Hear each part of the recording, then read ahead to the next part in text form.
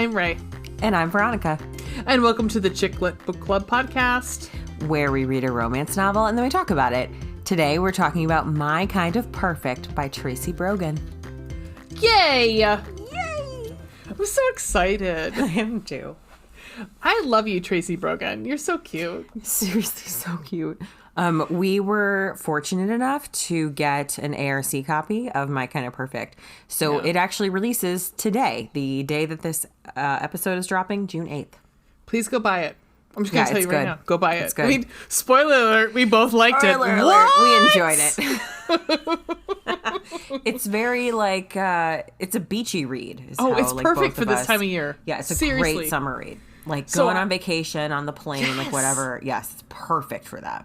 I walk Lunar Eclipse, and down at our local beach. Like, she's not on the beach; she's not on the boardwalk, sort of, esque area, but many years I've been reading books on the beach, and I thought this would be perfect. I actually feel I'm actually sad because I wish I had read 2 and 1. Yeah, the first 2 books. This is actually the third book in a series, so. I'm a little bummed. Like, I would have liked to read the first 2. Yeah.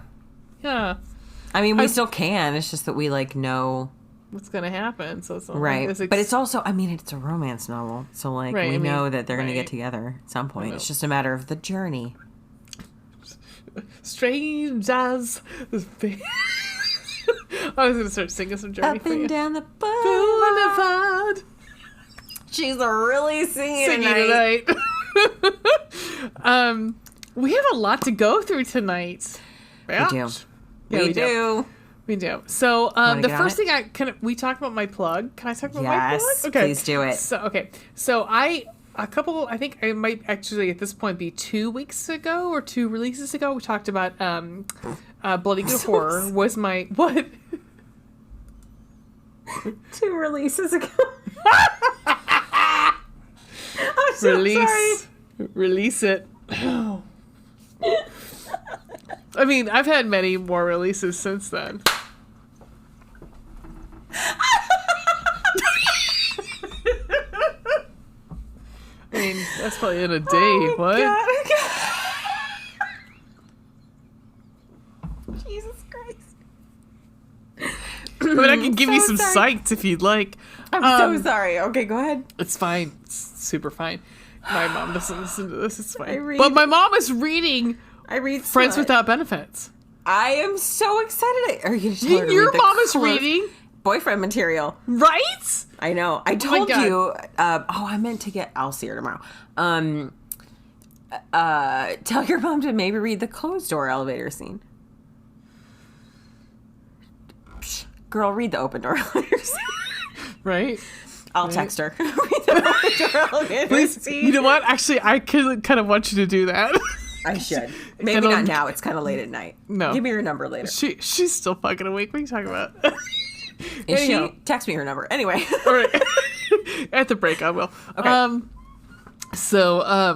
Oh my God, what were we talking about? We were talking about a plug. You said...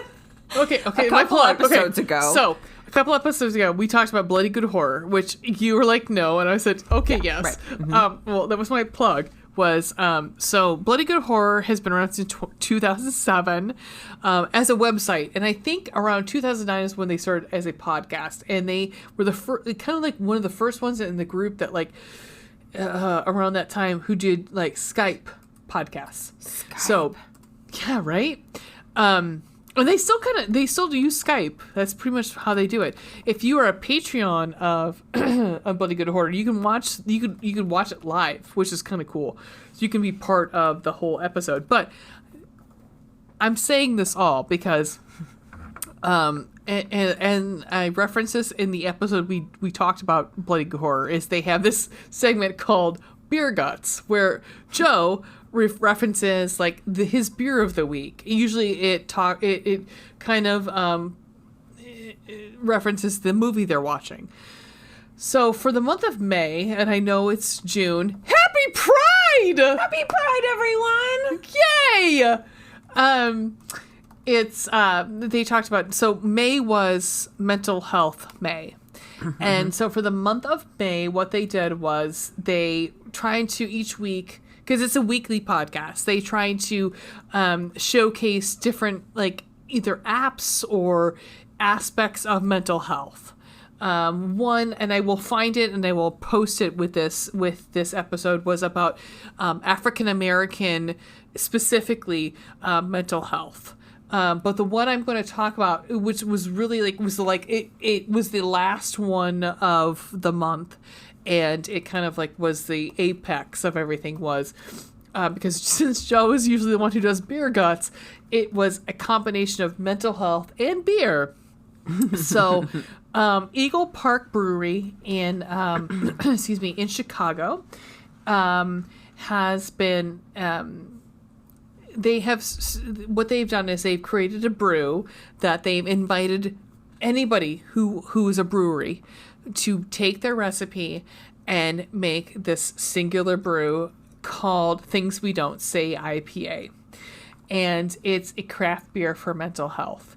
I love it. Any of the proceeds that are made from Things We Don't Say go to Hope for a New Day, which is a flagship mental health education curriculum. And it's a nonprofit movement empowering the conversation of proactive suicide prevention and mental health education. It's okay to not be okay. That's their motto. It's okay not to be okay.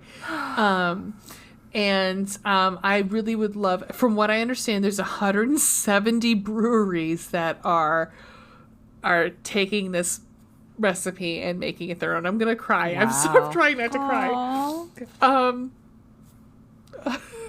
So, oh my God, I'm so sorry. I've already cried twice today, so don't feel bad. I did not mean I was gonna make it through. But so for Bloody Good Horror, which again, I know not everybody likes horror movies, but the proceeds for this month for their Patreon went to the Hope for a New Day. So that's so nice. It's so nice. Again, I'm trying not to cry. I'm already crying. I'm so sorry. Seriously, I've already cried twice today, so don't worry about it. So I would recommend. Again, it's a shameless plug, but I love it. So Eagle Park Brewery, go there and you can find the actual link to the IPA that they make, and then it's a link right to Things We Don't Say, and craft beer for mental health. So that's my plug my for husband this likes year. IPAs, so I will have to. It usually tastes like grapefruit, but I would down like a 6-pack for this. Yeah, it's yeah. I'm not gonna lie. I'm not going to down any of it, but I will buy it for my husband, who will drink it. So yeah, it would be interesting to see what in Ohio what breweries have. Yeah, is there a way to participating breweries? Hang on. There you go. Yeah. So I would search by location. Yeah. Can I just search Ohio? But and they're so the first week they actually talked about a certain site, and I will find it, and when we post this I will actually include it, was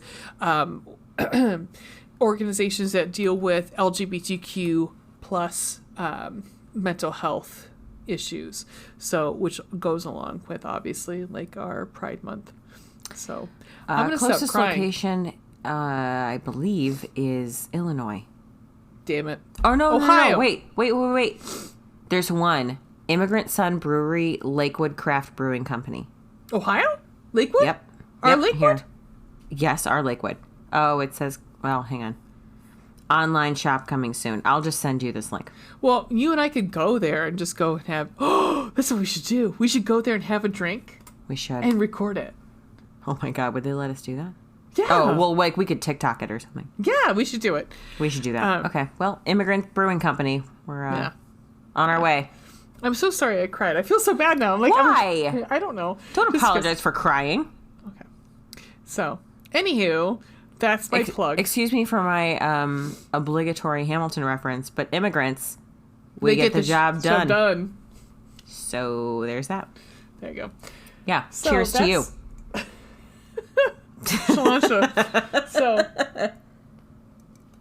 Veronica. Yes, dear. Tell me something good. Okay, so my something good this week. It's something I'm super excited about. It was a challenging but also good week. Challenging in one very specific aspect, but really great in a couple other aspects. And one of them, I do volunteer work for an organization, and I'm a copywriter. That's like my full-time job. And that's what I do with this volunteer organization, is that I help write letters to the editor and help guide people when they're trying to write letters to the editor. So this week we have a connection with a local LGBTQ publication, and the editor was saying, maybe it would be a good idea for us to run a piece about Pride Month and how that intersects with this particular cause and whatnot. So I wrote up an op-ed, and my local group leader was so great, and she added stuff that was really amazing and edited and was able to find clarity where I couldn't. And she made the piece better, and then we had to get approval from the higher ups to make sure that it was okay that I was identifying myself as a volunteer of this organization. And Friday afternoon, I was on the phone with them, talking about a particular point, a sticking point. And the guy that I was talking to, I'll leave his name out of it because he didn't ask for any of the shit. But he did not ask to be on a podcast about romance novels. He was great. And it was a really great, humbling moment for me. Because in the interest of full disclosure, I am a cis white lady. And I recognize that I have a certain level of privilege there. Yeah. And I unfortunately am straight. And so there's just I think you're on the cusp. Probably on the cusp. But you and me both. What? It's a what's the word? A spectrum. It's a spectrum. Yeah. Sexuality spectrum. I was talking to someone. We were writing, this op-ed is specific to the anniversary of a really tragic event that's coming up. And I wrote this op-ed thinking I want to pay tribute to this event that's coming up. But I also don't want to step on any toes. And so that's basically what he and I were talking about. Right. And it was a humbling moment for me because the email he sent me seemed terse. But emails have no goddamn tone. And I just have to keep reminding myself of that, because then when I talk to him on the phone, which I hate the phone, but I talked to him on the phone and I was no, he wasn't being terse. He was just being matter of fact. And I told him listen, I'm a straight white lady, and I'm trying to use my privilege and my voice to for something constructive. Right. And this is the cause that is the most important to me. And so that's what I'm trying to do. Right. And he appreciated my candor in that. And he helped me, I think, make it better. Right. And illustrate that point more effectively. So then he gave final approval. We sent it to the editor of this LGBTQ publication on Friday night. And on Saturday morning, I got an email that said that they're going to publish it on Monday. And I am just losing my fucking mind about it, because this thing that means a lot to me is going to have my name on it. And it's a cause that is so important to me. It's the intersection of two causes that are so, so important to me. And I'm gonna, I know my ladies in this volunteer group, and it's gonna get shared far and wide.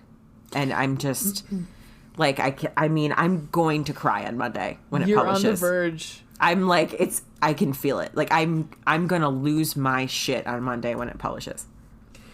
I have to say, it's knowing you and knowing our friends and knowing everything. I'm excited for you, because I wish I could be as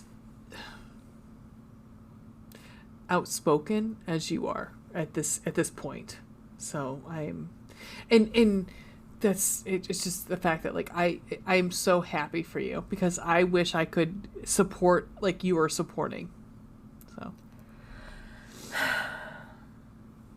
I guess we're both gonna cry.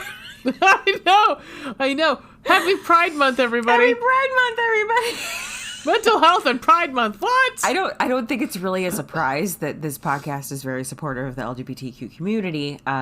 If you identify as a member of that community, please let us know how we can support you better. It's always something that we need some recommendations of FF. Yes, give us some books. female No romance. one gave us anything. We put a tweet out and no one gave us anything. I'm like, come on, guys, really? I mean, I love my some MMs, FF romance, please. Yeah, exactly. I mean, please. The MM romance is great, but like I haven't even really found an FF romance that like I don't know. I give us recommendations, people. Yeah, because I would rather just not have to. Okay, that's fine. Anywho, Rae. Tell me something good. Well, one of my good things is that you fucking are going to be publish op-ed. I think I love it. I'm happy for you. I'm so excited for you. I'm gonna literally break down Monday morning. Well, I mean, I've already cried tonight, so cool. I told you I cried earlier twice. I'm so embarrassed. Anyhow, why? I just feel do not be embarrassed. Okay, why are you embarrassed? The patriarchy? I don't know. Do you need me to scream compliments at you? I will do it. Okay, so listener, we've done this to each other for the last 2 weeks. I've been screaming compliments at each other because of things that we will not bring up on this podcast, but things that have been happening. Yes. So we've been we've been lady Yukiing each other the whole time. Yep. Listen to episode 12. All roads lead here. So my something good, my bright spot, as Jordan and Dan would say, who have been on vacation, come back from vacation, bitches. Please come back. Please, because I miss you guys. So I like art. I don't know if you guys know that, but I like art. I mean, I'm sure you guys everyone likes art, right? So pretty things to look at. Right. I like a weird particular sort of art. So I like contemporary art.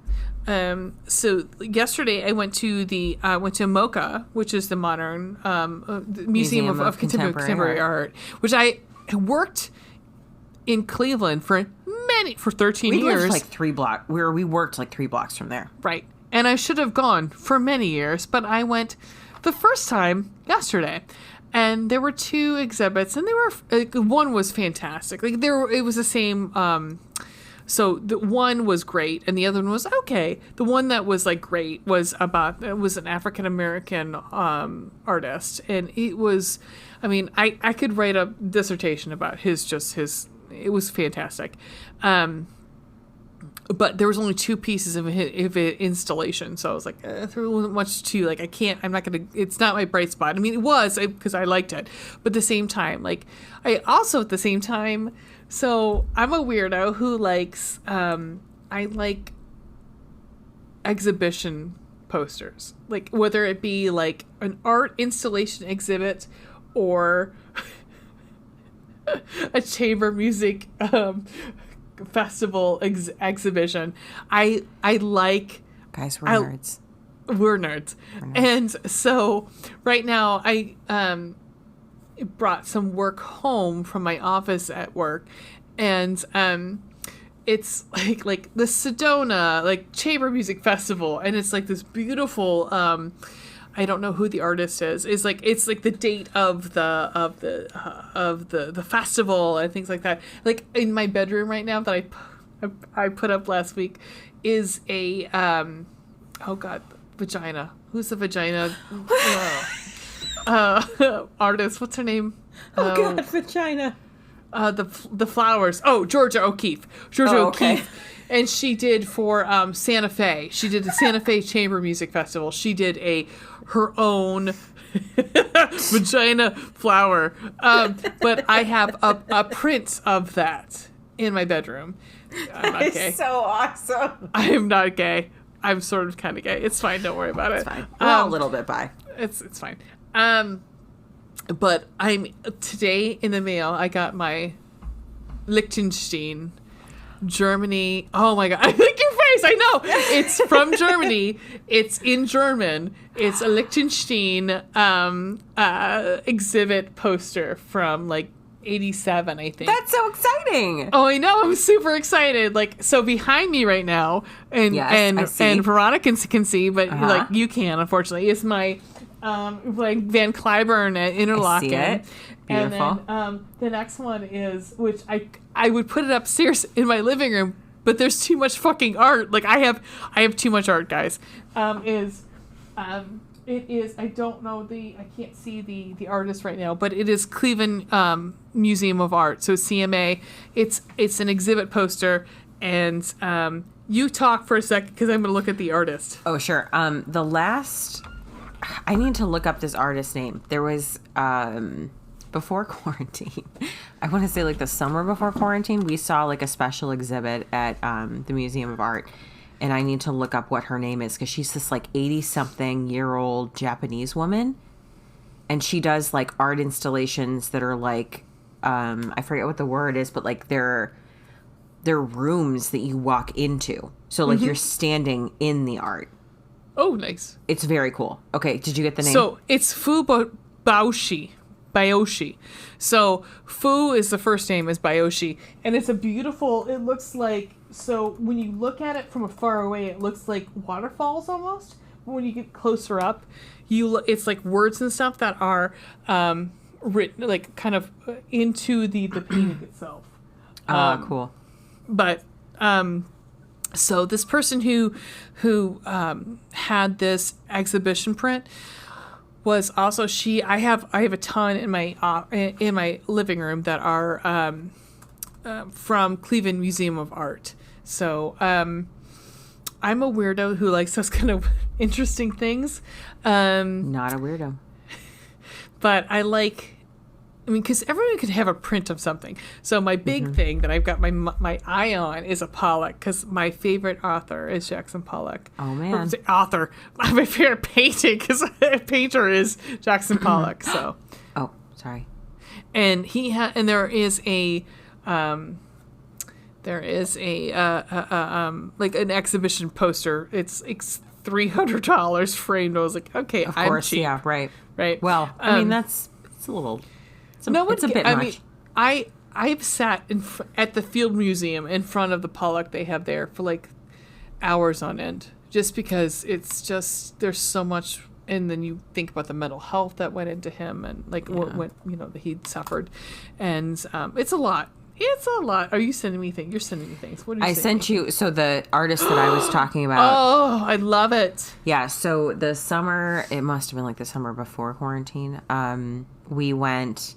We took our daughter to the Museum of Art to see an Infinity Mirrors exhibition, and it is from a Japanese. She's actually older than I thought. She's like 92 or something.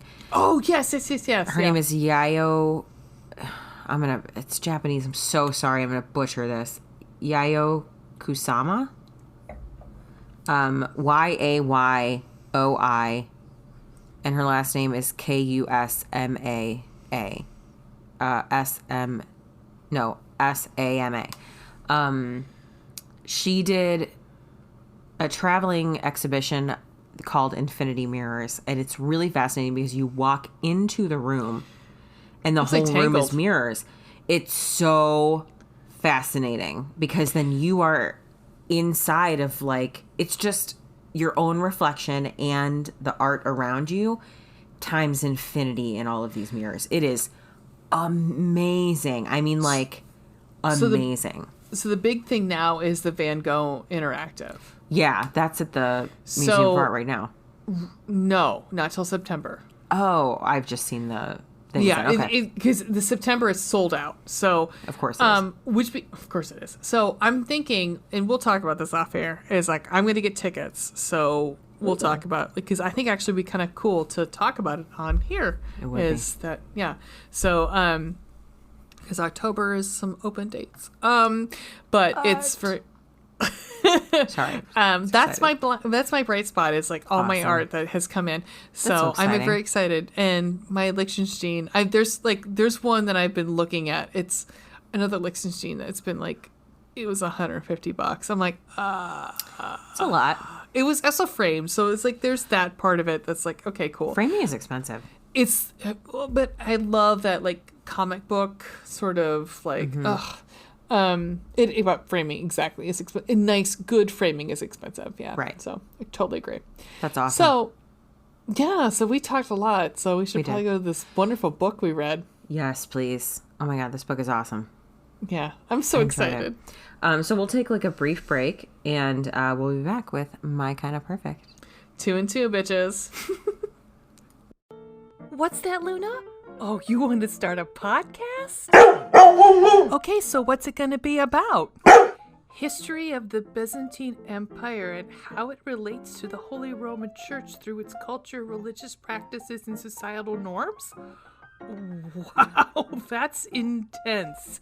So how are you going to distribute your podcast to the world? Anchor.fm? Good call, Loons. You know that Anchor will distribute your podcast for you, so you can be heard on Spotify, Apple Podcasts, and many other platforms. That way you can spend more time chasing your brother Sherman and soaking up some sunbeams. I know Sherman can be a jerk, but he's just a cat, remember? And the other thing, it has everything you need to make a podcast all in one place. Anchor.fm is like one-stop podcast creation. Plus, it's free. I mean, as a podcast spokesdog, you have no idea why things hold monetary meaning, but just know free is a good thing. Yes, so everyone should download the free Anchor app or go to anchor.fm to get started. Okay, there's no need for that language. I think our enthusiasm is enough to encourage people to try it out. Seriously, Byzantine history, not like a dog treat or most doggy accessible park review? Okay, I mean, fine, but if you have more listeners than us, no busy bones for like a week. Oh, I mean a day. Ugh, I can't stay mad at you. And we're back. We're back, bitches, like Brittany says. Man, I need to watch that documentary. Oh, me too. Ugh. Fucking travesty. Supposedly, I heard tonight that the QAnon documentary on HBO Max is really good. Oh, fascinating. The first episode's rough, but once you get past that, it's like fascinating. All right. I mean, since I have relatives that are that, it's right. Well, I'll be not illegally borrowing your login.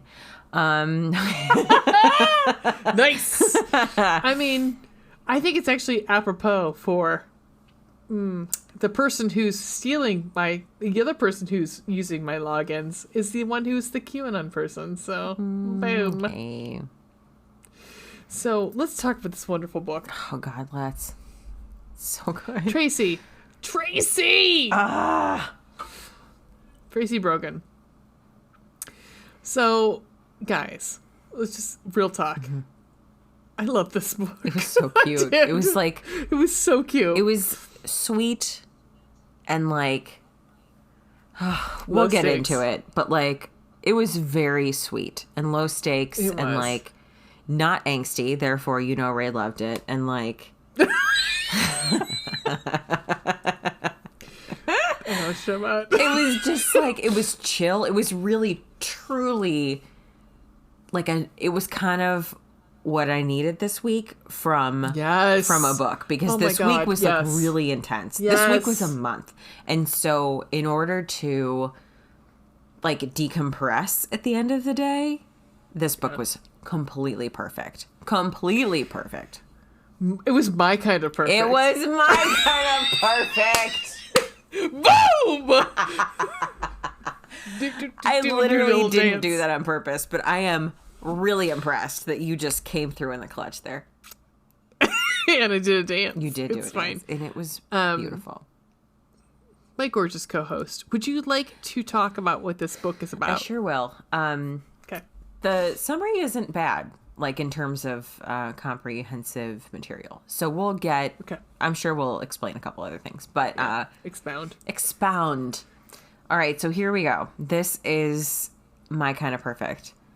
After her scandalous May-December romance comes to an end, baby of the family Lilly Callaghan returns home to Trillium Bay, braced for the torrent of "I told you so's" from her sister and the rest of the tiny island community. Floundering both personally and professionally, she's at an emotional crossroads, but determined to figure out her next best steps. When a surprise job offer from her house-flipping sister reacquaints Lilly with handsome, free-spirited Winaway Island transplant Matt Easton, Lilly wonders if she's ready for a new romance. Then she meets Hollywood heartthrob Jayden Pierce, who is filming a movie on the island, and she's certain of it, but with whom?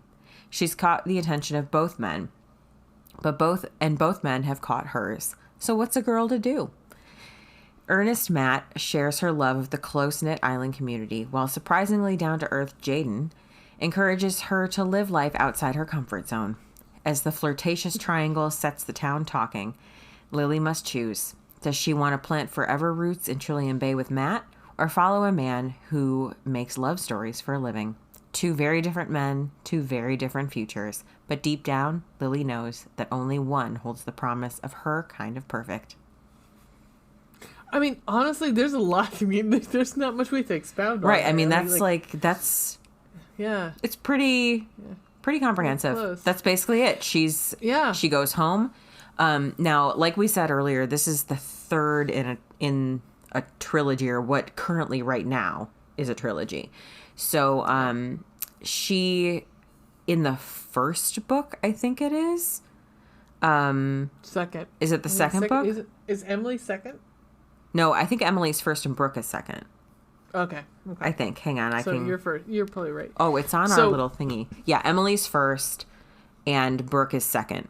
So, during, I think, the first book, happenstance, like how everything happens is that this family who owns like a massive real estate, they're like real estate moguls or something. Right. They end up trying to like build on Trillium Bay, like, or something. How is that? Again, we didn't read the first one. I don't know. Hang on, let me look. So, they're land developers. And so they show up to Winaway Island to rescue his father from the grips of a new girlfriend. Shit. And which happens to be protect their family business, but he's quickly distracted by gorgeous, witty Emily Callaghan. So basically, like, this land developer family comes into town, and the dad ends up, who's 59 years old. Yeah. Ends up like kind of in a relationship with Lilly Callaghan. Their relationship. Yeah. And then what ends up happening in the first book is that one of the sons, Ryan, ends up falling in love with Lily's sister, Emily. Right. Who is the middle sister? Is she the middle sister? Yeah, she's the middle sister. Yeah. So, at any rate, Emily's got her own story, but it's like scandalous because Emily is starting to date one of the sons, and then the younger sister, the youngest of the three sisters, who's 28 years old. 27. Like, I think she was probably 26 at the time. Like, yeah, exactly. She's dating this like almost 60-year-old man. Yeah. So that was like the previous summer. So now time has passed. She did like follow him. They were in love. They were in love. Yeah, and it was a good relationship. Like, it was a solid relationship. Yes. Like, it wasn't like just like she was a gold digger. No, like, that wasn't but although of course all. that's what everyone said, like that she was exactly. Yeah. So and Lilly is a good person. She is a good person. Which of course you learn. Like I again, we haven't read the first two books, so we can't like speak to how she's portrayed in the first two, but she is, from the third book, she is a good person. So, and they had a meaningful relationship with each other. They both love each other. But she said, like, she was like happy that it happened. Mm-hmm. But I mean, she wasn't happy with what happened, with how it ended, with the result. Right. But she was happy that it happened. Right. Yeah. And as things happen with, sometimes, not all the time, obviously, but with May-December, if you're unfamiliar with the term, May-December romance is like an age gap, basically, and like a significant one. So for them, there's like a solid 22, 23-year age gap. That's an entire generation. We're talking about 30. Is it? Shit, yeah, you're right. It's 30 years. Yeah, so like an entire generation. Yeah. And he's got grown children, and who are older than her. And she has yet to have children. She's never been married. She's had relationships here and there. She's had one job. Yeah, like she's young. She's 26 years old. So she ends up in this serious relationship with him. She falls in love with him. He falls in love with her. But they want different things. He's done with children. They travel the world together? They did. They traveled the world together for like many months. She loved it. Which I would be the same thing. Like, I'm going to fuck this hot guy for like fucking 6 months? And then like, dude, yeah, I mean, hella. Why not? Like if that's right. where you're at. And then they end up back in Sacramento, which is where he lives, and like things sort of start to fall apart because then he goes back to work and is like he was supposed to be retiring, but he was supposed to be retired, and all of a sudden he was retired, and all of a sudden he was working all the time sucks. again, and then like and she was realizing like I really want children and he really does not, and so because he's got fucking grandkids, right? At this he point. has literal grandchildren, so that is essentially what broke them up, was that they just want different things. So she goes back to Trillium Bay basically to like piece herself together. Yeah, like kind of get her shit together and reconnect with herself and her family. And she also, when she gets back there, she's like, I've missed a lot of things. My sisters have both like fallen in love and they have these things going on in their lives and that I'm missing. I'm missing all of this. And their mom died when she was very young, and so the sisters are very close. And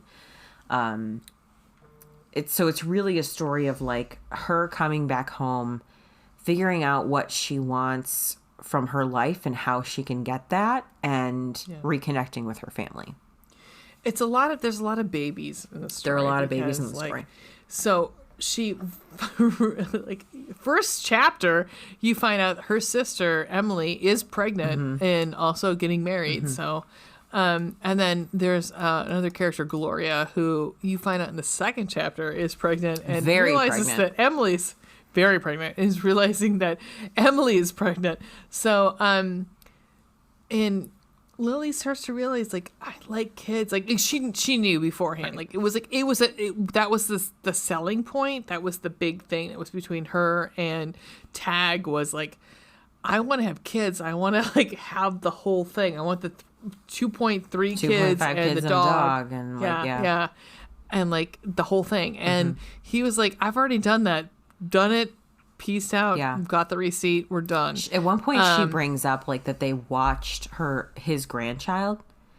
Yes. And he wanted nothing to do with like when it needed a diaper change. Like, yep. He just was like, here, take this. Yeah. Yeah. Which made me love him so much more. Yep. His name, to be clear, his name is not Tag. That's a nickname based on his last name. The last name is Taggart, and so they call him Tag. That's not his. Is his first name John? I think so. Yeah, John Taggart. Which makes me think of Bar Rescue. Oh my God, that's right. Oh my God, yeah. You're right. Right? Well, I mean, hello. Because his wife is really young too. Is she? She's like kind of involved at one point, like in the show. She was legitimately involved. She usually goes into like to do like the scouts and stuff. Yeah, right. Yeah, but she's young. I love that show. It's such a like Bachelor sort of esque setup show, but I love it. But I love it. But I have to say, I like Ryan a lot. Like, Ryan is with Emily, and I like Ryan a lot, even though, like, because I think he knows his dad. He knows his dad is a piece of shit, and like, because you find out later, like, his dad is not a piece of shit, but he's pretentious and kind of an asshole. Well, yeah, like. And I think Ryan, from like what he has told Emily, like he's a workaholic. He doesn't pay attention. I mean, that's like an issue with like, why he got divorced in the first place. You know, like his wife felt neglected and was like, "You're not paying any fucking attention to me, and we're supposed to be married, and you have nothing to do with our children, but like you also employ them." Like it's just right. And he didn't want that for her sister. Like he was like, "No, I wish I had read those books because I think like it sounds like there's a little bit of enemies to lovers. You know which how we feel about that. Fucking love. Because like I think they were trying to break illness. the two. Like, it's toxic. They were trying to break the two of them up because it's like, yeah, I mean, because he was like, yeah, well, so, which works into what we're talking about is that Emily was trying to push Yoga Matt, onto Lily. Like, here's this good-looking young guy around your own age. Hello. And then she ended up going with Tag. Tag. So going on to the other side of things. So she comes home and they've broken up. So she is working with her sister as a personal assistant to Emily. Yeah, essentially is how that goes. And pretty much Emily is still matchmaking. Yeah. She's still matchmaking. And she's matchmaking Lily and Matt. And Matt is completely 100% behind it. Like, he wants it. And so Matt is sort of like, he's big into yoga. Again, they yoga literally Matt. call him Yoga Matt. Yoga Matt.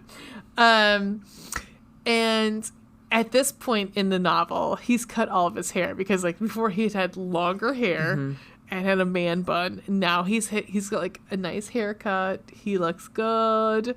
My suspicion is he always looked good. She just felt like I'm sure there was too much of a dissonance between the two of them. Yeah, I'm sure.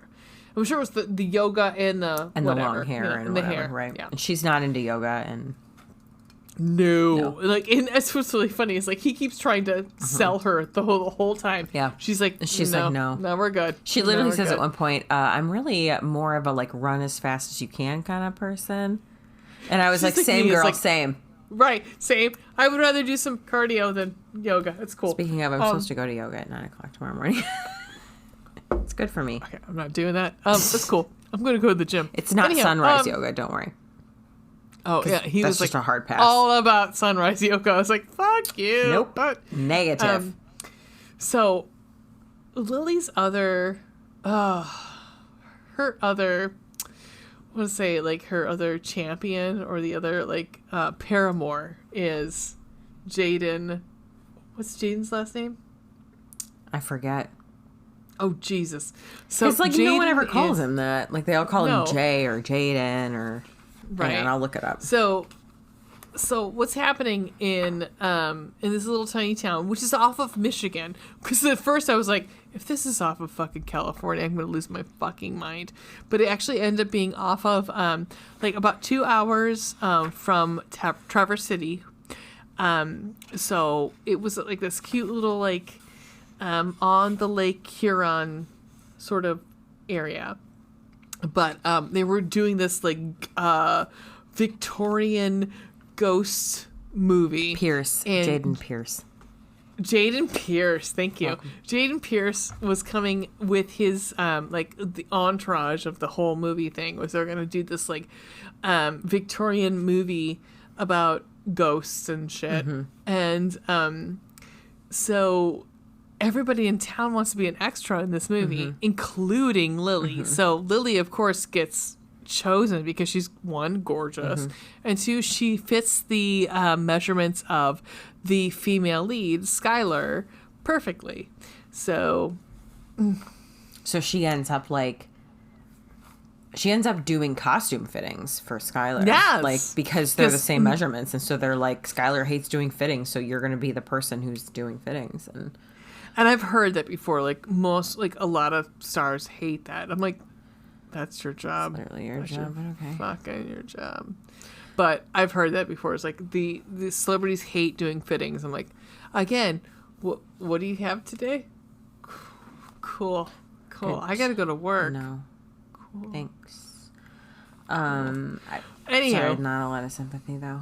No. So yeah, anyway, so she's back on the island. This movie is coming to town. Do we have anything else we really need to add before we get into our compliment sandwich? I'm trying to think. I think it's pretty good. We're good. Yeah. All right. So how we roll on this podcast. We don't really like to do star ratings because we want you to decide whether or not you want to read the book on your own. Instead, what we do is a compliment sandwich where the top bun or piece of delicious bread, if you will, is something we liked. And then the meat or the meat substitute is perhaps something we didn't like so much or something we would have liked to see more of.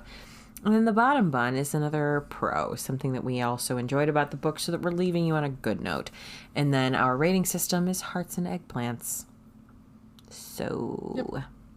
Rae, what is your top bun, girl? I loved the sister relationship in this book. Yes!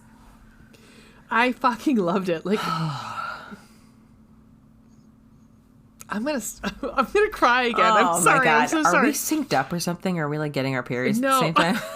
It's a thing. Possibly yes. But two is like,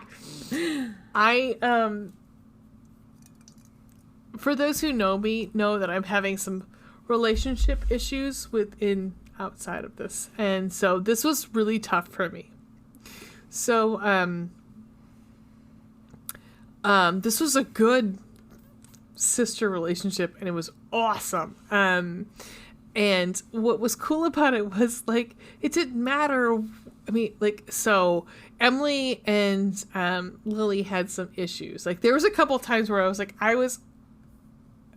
cried. I mean, I cried a couple times, like, where Emily had an issue with what Lilly was doing with Matt and Jayden, because she thought that, like, as the whole town did, that, like, she was trying to was picking one over the other, or, like, I don't know, she was being a harlot, right? Whatever.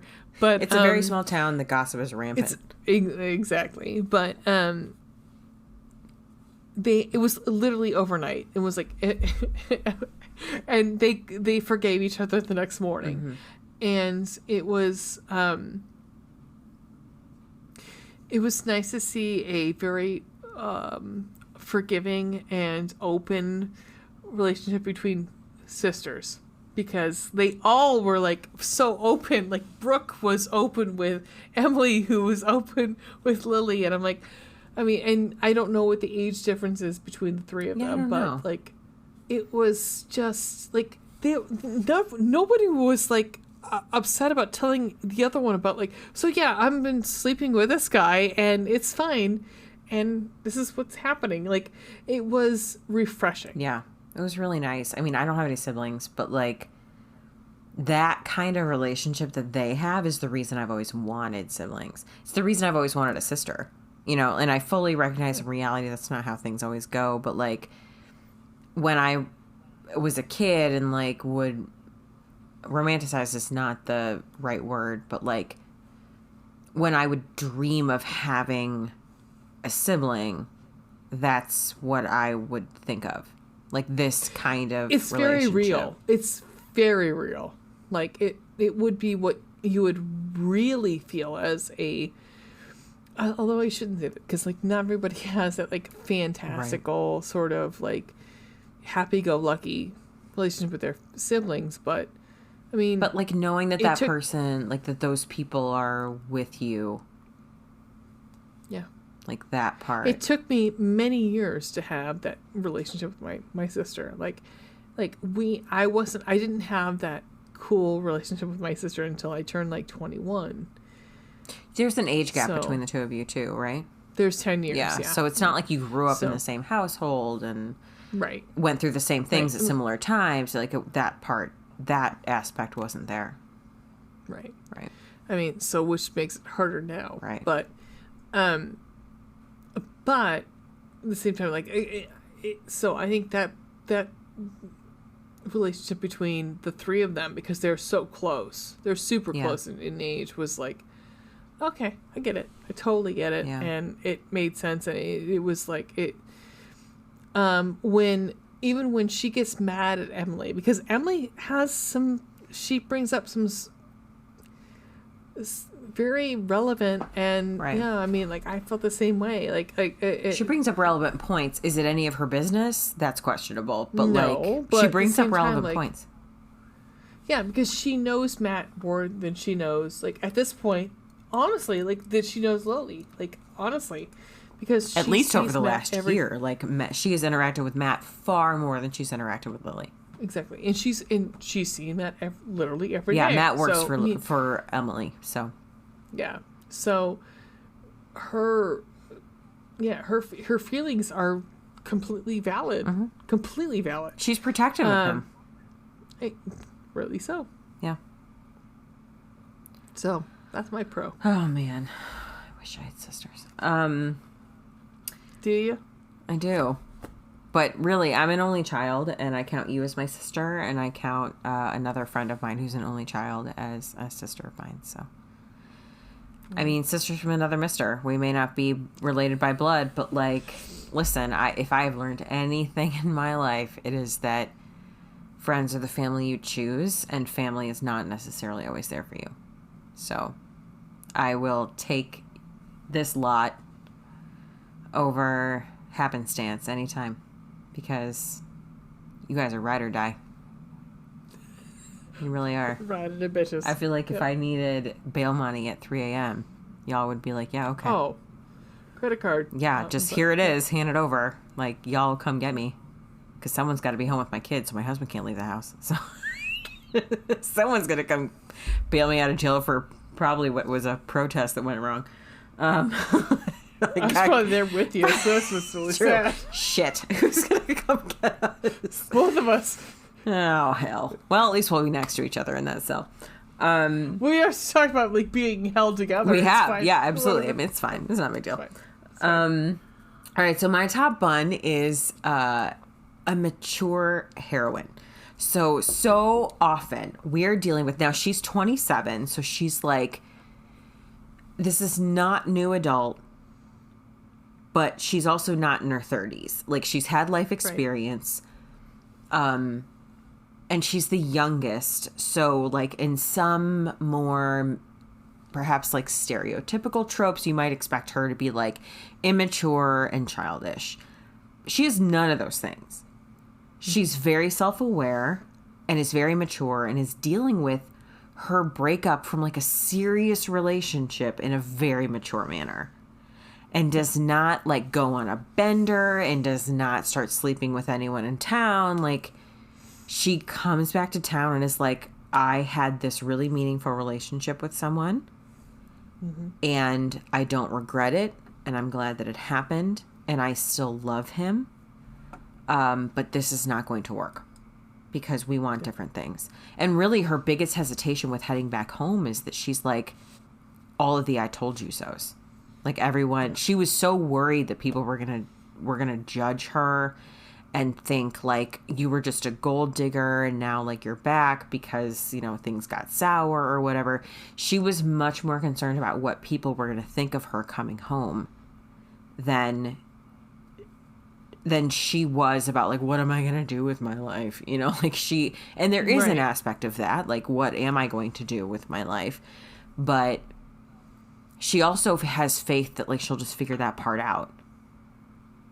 And she handles the breakup. Like, I was very impressed with the way that she handled the breakup.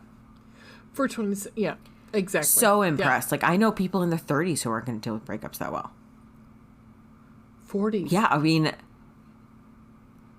easily. Yeah. Easily.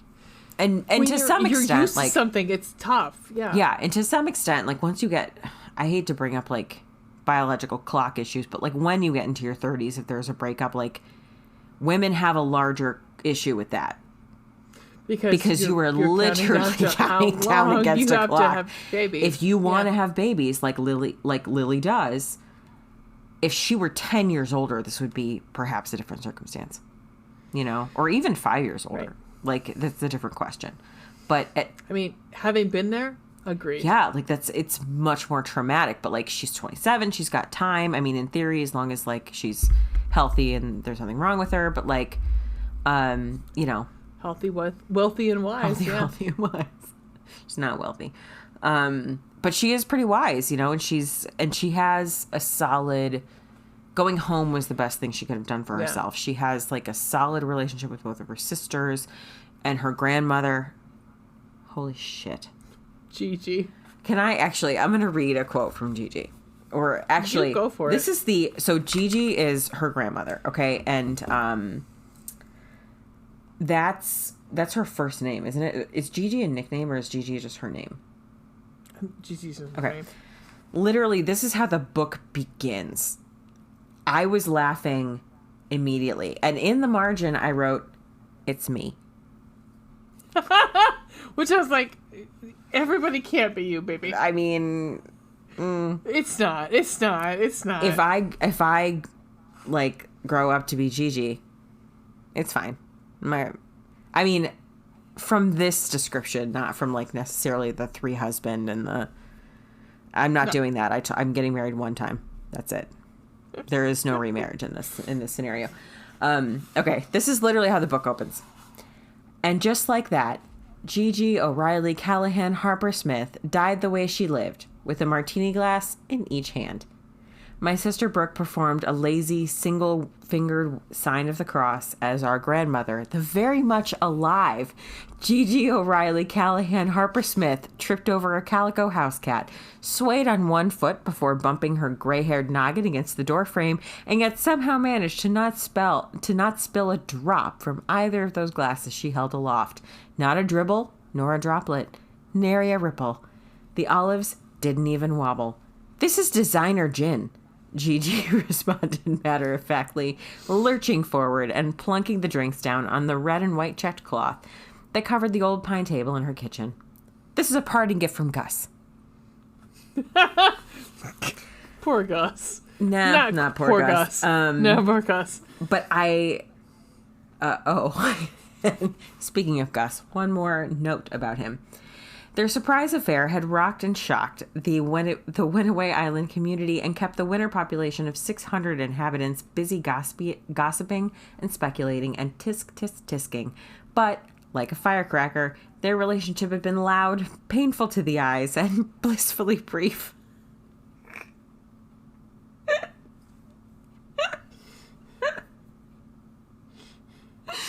So, the only thing I have to say about this...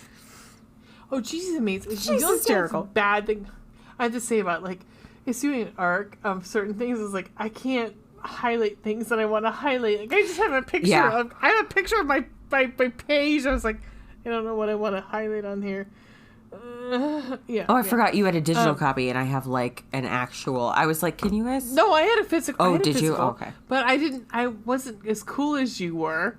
I didn't have all the fucking... Yeah, right? Because I had fucking 14 different fucking books to read this week. Yeah, you did. You took on a lot. It's been a week. I did get, like, those really pretty, like, page markers, like the colorful ones. Do you see my face? Yeah, I know. I'm sorry, but I'm not sorry because I love them so much. I'm such a loser. I love office supplies. Anyway. Oh, no. I breathe in crayons in the fall. I know you do. I'm like that weirdo. I love. Okay, so You've Got Mail has this whole thing where they talk about like how I'm sorry, I love that movie. It's great. I just do. It's fucking great.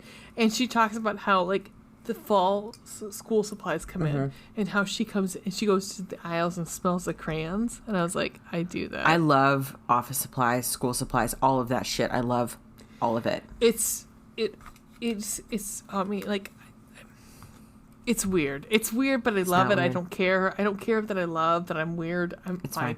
My mom makes fun of me. She's like, I know you're going to go smell some school supplies. There's nothing wrong with that. I'm going to go smell the paper. What? It's fine. Don't worry about it. It's fine. Cool. I mean, it's fine. It's fine. So anyway, I love that Lilly handles her breakup like a goddamn adult as opposed to just fucking spiraling. It was just refreshing. I'm not saying that like that it's bad to deal with your breakup by going in a spiral. Been there, done that. I mean, would do that again if like my marriage were to end. But like, I mean, it was refreshing to read a heroine who was just handling her shit like a mature, responsible adult. And she started to realize, like, it was really funny because, like, she started realizing, like, halfway through, like, yeah, Tag's kind of a dick. Like, she realized, like, partly through, just like, he's kind of presumptuous and, like, kind of a dick. And she realized, like, they were not a good fit for each other. Like, really. Exactly. And it was, like, I don't know if that was hanging out with Matt or what. Possibly. I would hope it was. I mean, possibly. And possibly also just space. So you got Matt and Jayden. Oh my god. And oh my god, I can't.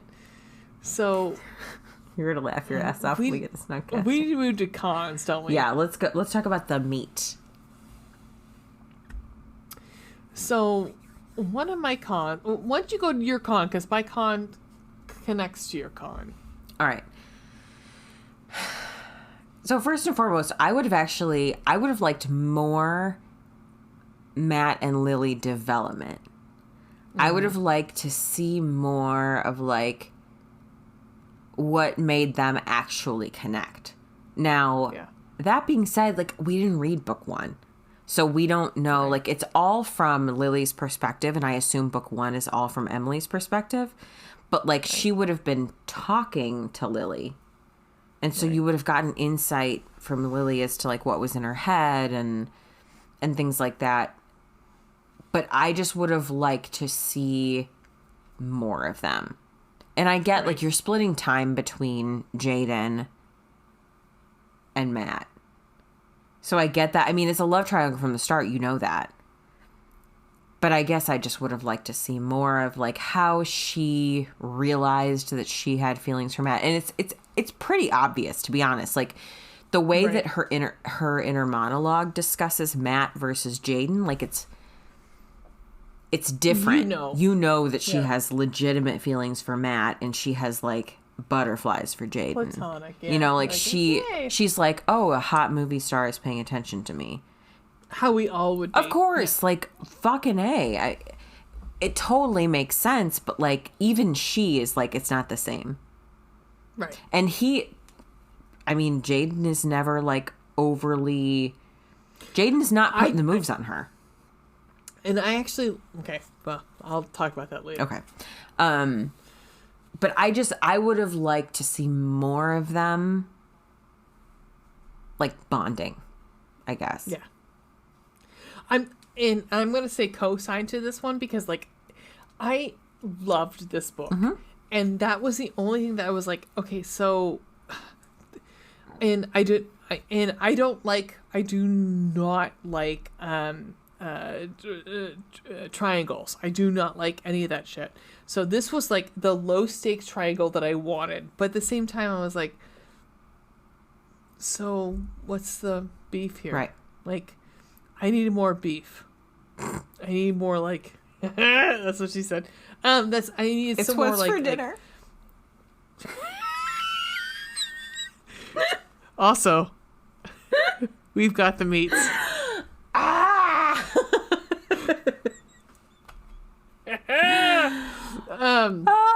But we needed something like, so, I mean, we need to see like Lily having to make a decision, like, because right now, like, I like Lily a lot, but she didn't have to really make a decision. She was like, okay, here's me, and if you don't like it, you can suck it. But I'm like, well, cool. I mean, these guys made their decision for you, but yeah, kind of, yeah. I would like to have had more. A little bit more angst.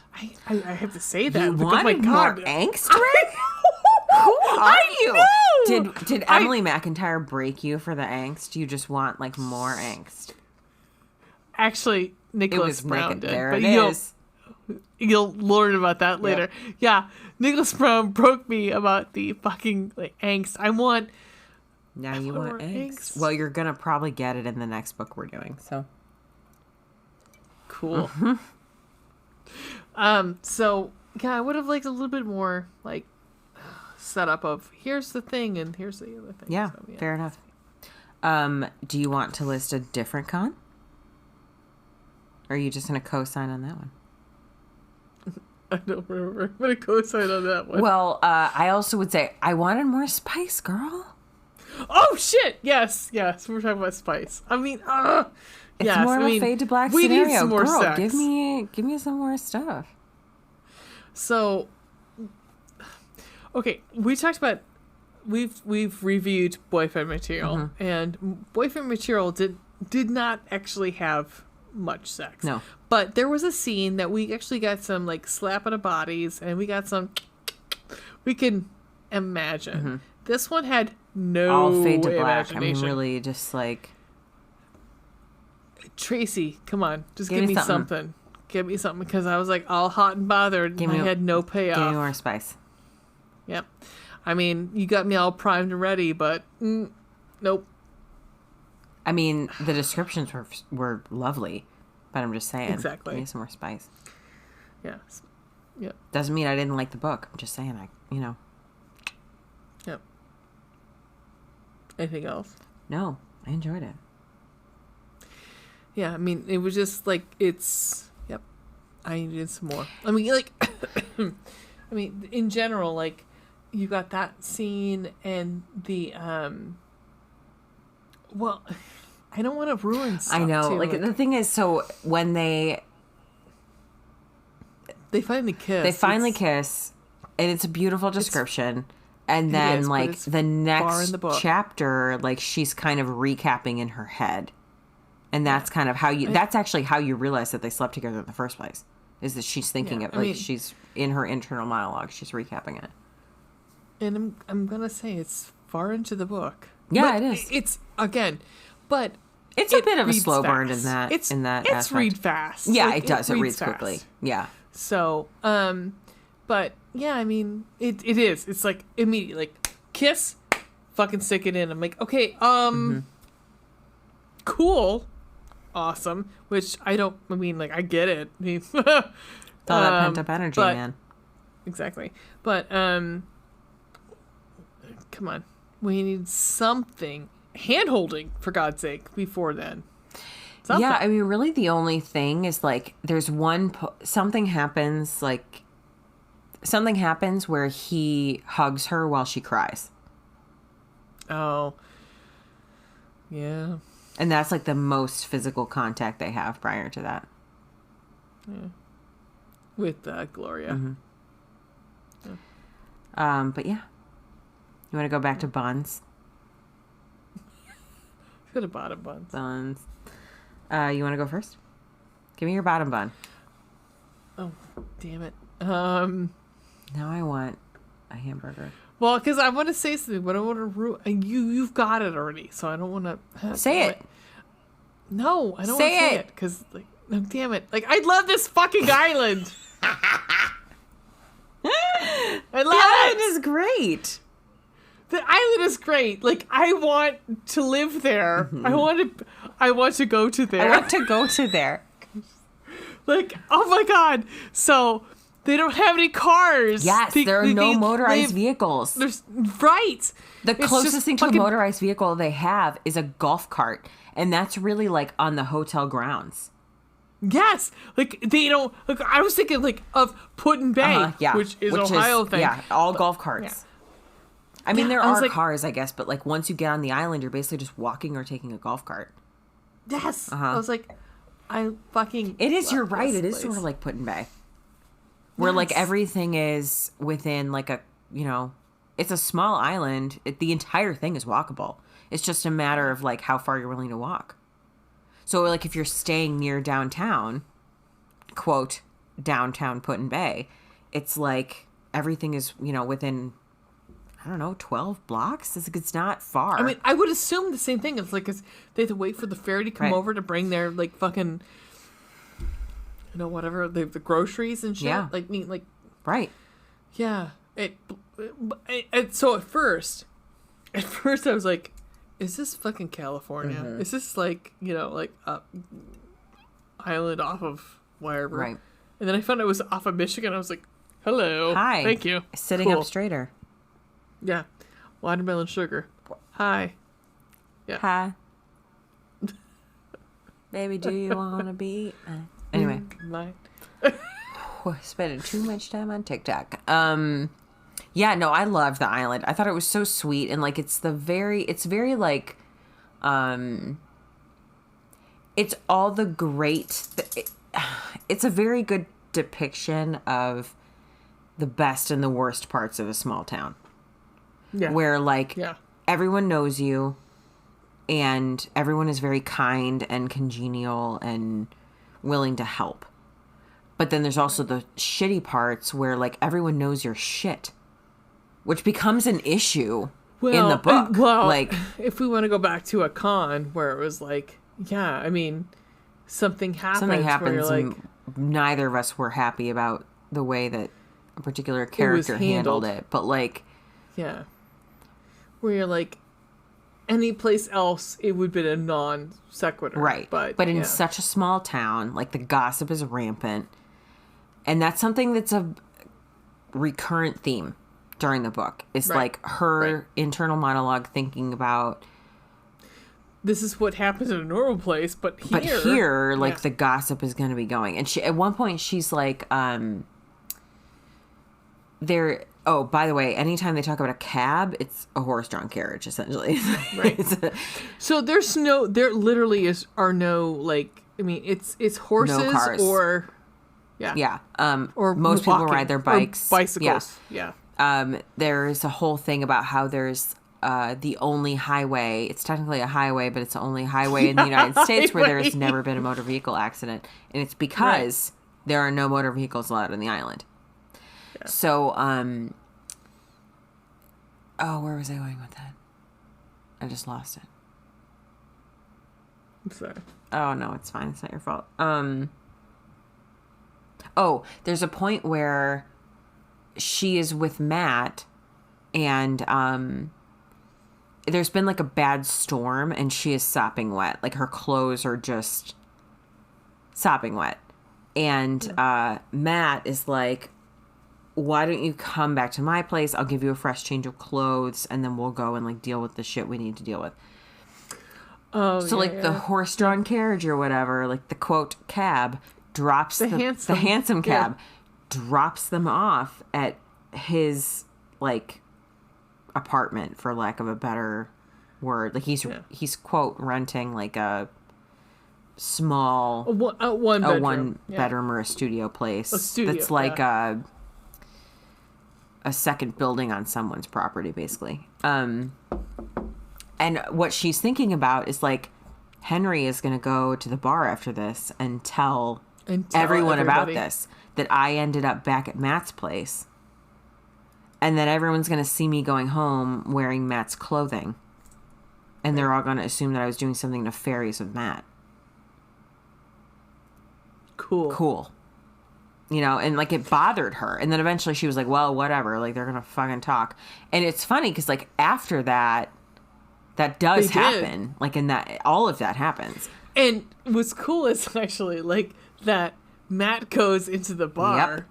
Yep. So he's like, he does some like preemptive damage control.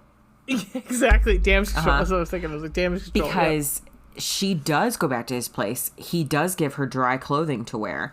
And then he walks her home. Yep. And then on his way home, goes to the bar and is like making sure his presence is known so that people know like she didn't stay the night at his house. You know, like, right. It's just, it's super sad. Like, because like when she starts becoming friends with Jayden Pierce, like it's friends. Yeah, like, they really are friends. Nothing's going on. No, sorry, exactly. Maybe that's like, a spoiler, even, like, but like, yeah, exactly. Like he's not making the moves on her. Like they're hanging out. Even like, to the end, he's like, if I knew you weren't with somebody, maybe I would have. But it wasn't for a certainty. Like he would have done it. Mm-hmm. But like, it's just he seems like a nice guy. Like just wants to be like cool and just like everybody. And he's a very like likable person. He's just really amicable and. I mean, but he's a fucking movie star, so he's got like, you know. It's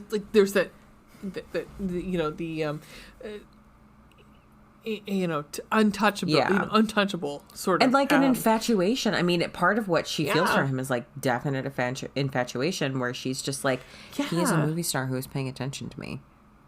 I like it, but and he's cute, like right and cut. So like, come gutters. So, like I said before, I would have loved a little bit of a conversation between the two of them, like where it was like more, hey, so this is what's happening, and wouldn't it be cool if we weren't like we were friends and not like agreed.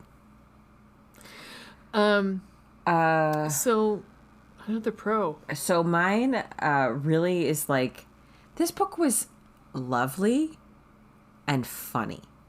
Like, there were literally times I laughed out loud. Also, there were some really sexy moments. Like, despite the fact that there was not, like, explicit sex scenes, there were legitimately hot moments. Well, actually, I'll just read that one now. So there's a moment where Lily and Matt are talking, and I don't remember what's going on here. They're at his, like, apartment or whatever, his studio. And she says, I mean, I didn't want you to, like, go back there all by yourself and fumble around in the dark. And he says, the smile got sexier as his eyes traveled over me. Lily, when I fumble around in the dark, I'm usually pretty successful. And she brings that back up later. Mm-hmm. Yeah, she does. When she's like, there is no fumbling. There's no fumbling.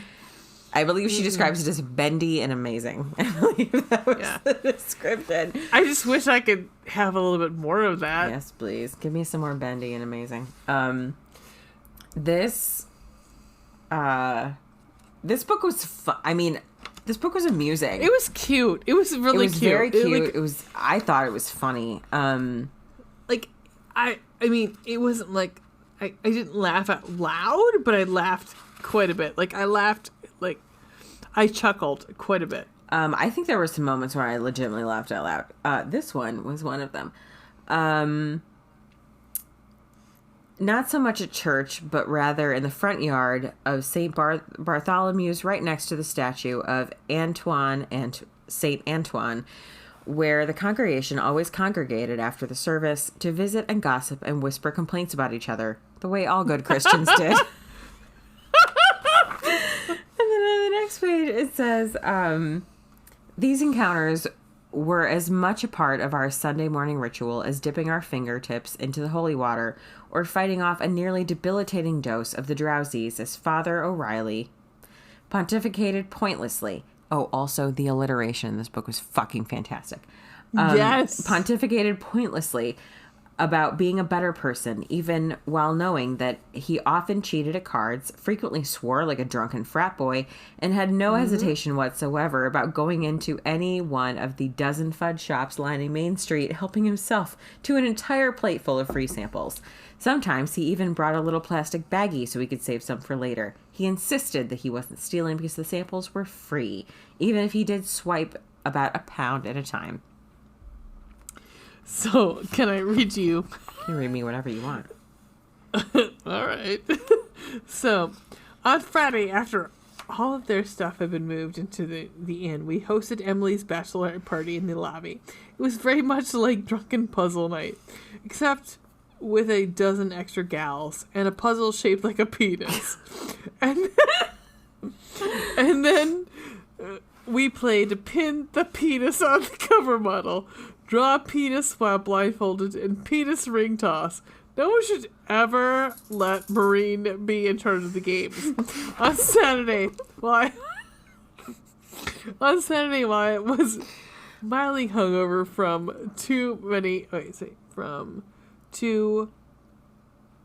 many penis coladas.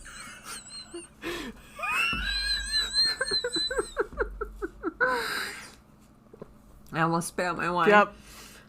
Co-signed. Penis coladas. I mean, it is a funny book. It's very clever, funny. Clever and well informed. Yeah. Like, also for those of us who live in Ohio, there's many a reference to Cedar Point, so we're super excited. Cedar Point, that. Yeah, Cedar Point. So when I said clever and well informed, for example. This is not really a spoiler because it's not like an issue with Lily or Matt. It's a side character. One of the characters goes into labor in this book. Why did you look at me like that? I just... Okay. But you're not looking at me like that because you don't want me to say this, right? No, you go for it. I wondered if she was in a bit of a shock because I had to stop her from taking another, is it Pettifor? How do you pronounce that? Is it Pettifor? Yeah, okay. Pettifor. From the table as I turned to the rest of the group. I held my lantern up over my head and swung it like Paul Revere. 2 if by land, and 1 if Gloria Persimmons Kloosterman went into labor. Like, that is so well informed and well educated to be like, I swung my lantern like Paul Revere. My land will let it. Like, that is that's history knowledge right there. Like, that is a deep cut. That shit cracked me up. Like, how did you? Good job, Tracy. I mean, honestly, but there were really poignant, beautiful moments in this book where, like, oh yeah. So at one point, it's not long after that. It was hard to believe that only 2 hours had passed since she'd stared at me in Marnie's kitchen with the cupcakes in her hands and her sandals all wet. My dad had once told me that there were some moments in life that changed everything, that rippled out in every direction, and I was pretty sure that this is one of them. I highlighted that too. We'd all just been a part of something amazing, scary, stressful, awesome, and amazing. Yeah. And I would say that that's a pretty accurate description of, like, childbirth. Yeah, being in, like, realizing that you're in labor. Because don't worry, my coworker had to tell me that I was in labor. I didn't have a fucking clue. It doesn't always happen where your water breaks, you guys. At any rate, there's one other point where it says, Brooke gave me a dirty look as if the pinch were my fault. And I wasn't the one who pinched her. And I wasn't the one who had said sex in church. But I hadn't done anything wrong last night. So why was I getting blamed for a whole bunch of stuff that I didn't even do? Oh, that's right. Catholic. There's a lot of Catholic guilt in this book. There's so many references a lot of Catholic guilt during this book. And as a human, don't fucking come at me. I was raised Catholic, okay? I went to K through 12 fucking Catholic school. FYI, I work at a Catholic school, so... For a little bit longer. But, like, you know... Yeah. Like, we have both been through the Catholic school. We went through the ringer. We have been through it. So, like, we have... Don't come at me. Like... Yeah. We've all got Catholic guilt. It's funny. My husband says that he has not let go of all of his Catholic guilt, whereas I'm like, it's gone for me. I've moved on from it. It's funny. It's like you don't realize it that you're holding it until you're like, oh Jesus, okay, fine, yeah. It's like, oh, here's my boobs. All right, fine, cool. I'm aware of it when I talk to his family. Well, but that's about it. That's the only time where I'm like, whatever. In a little bit of a spoiler, but Wicked, you're gonna bring that back right up, so it's fine. It's cool. It's fine with me. So it's fine. I think that's my bun though. Like this book was really honestly, just lighthearted for the most part, and like that's exactly where there I'm are at. definitely like so poignant good. moments, but for the most part, this book is like, if you need like a good escape from the heaviness of your life, or I don't know, living over a year in a fucking global pandemic, like this is perfect. It's I don't want to. I really honestly don't want to bring another pro up because like I don't want to ruin anything more. For people. Yeah, for sure. I mean, I loved it. Yeah, I it's really good. Love it's super cute and enjoyable. it makes me mad because I'm like, I wanted to have read. I know. If you Brooke's book. Yeah, if this book sounds good to you, just start at the beginning. Just go back to book 1 with Emily. I wish I had. Yeah, because I do wish I had done that. Go back to Emily's book. Hang on, let me get that whole series. Yeah, Emily and Brooke, and then Lily. So the series order goes My Kind of You, My Kind of Forever, and then My Kind of Perfect. So start at the beginning. It was like, and go from there. I have a feeling that the first one is like an enemies to romance, which I fucking love. I mean, we're okay with that, Yeah. Or not.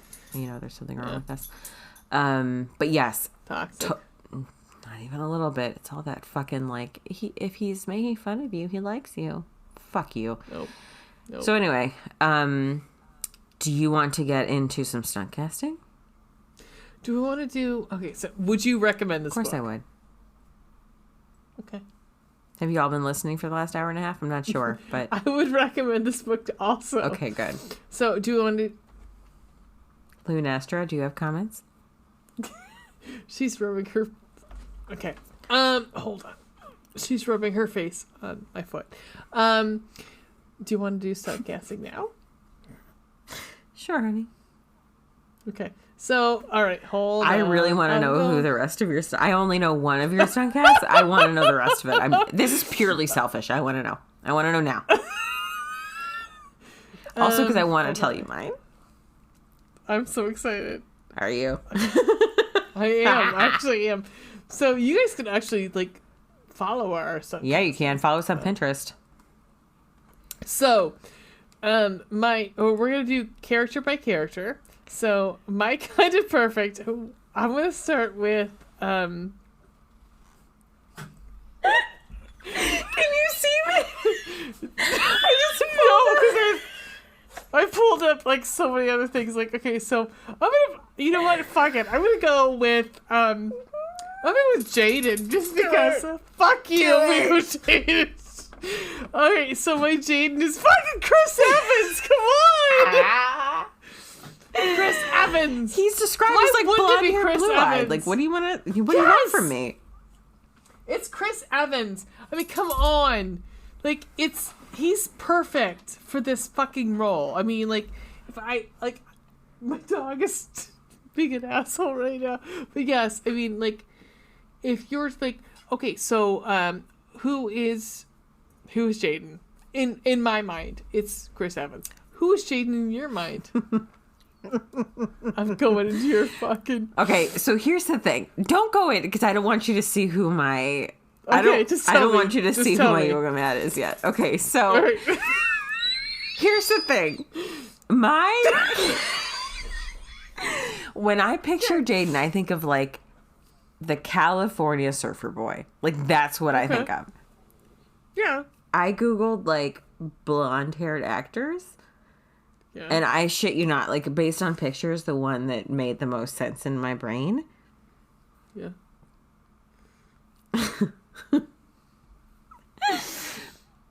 I want to be clear, I was not a fan of this band.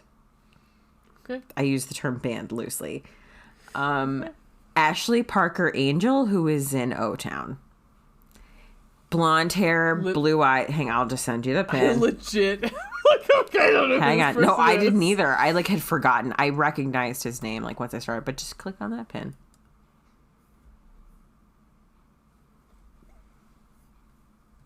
Yep. Does that make sense?